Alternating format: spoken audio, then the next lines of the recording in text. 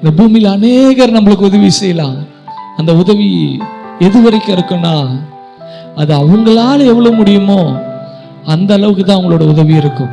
நான் சொல்லட்டும், நீங்களும் நானும் நோக்கி பார்க்கிற தேவன், இந்த வானத்தையும் பூமியும் உண்டாக்கினவர். அவர் ஒரு வார்த்தை சொல்லும் போது எல்லாமே உருவாச்சு, நீர்நிலங்கள் உருவாச்சு. அவர் ஒரு வார்த்தை சொல்லும் போது அந்த சராசரமும் கீழ்ப்படிந்து உருவாச்சு. நீங்களும் நானும் ஆராதிக்கிற தேவன் அவ்வளவு வல்லமை உள்ள தேவன்.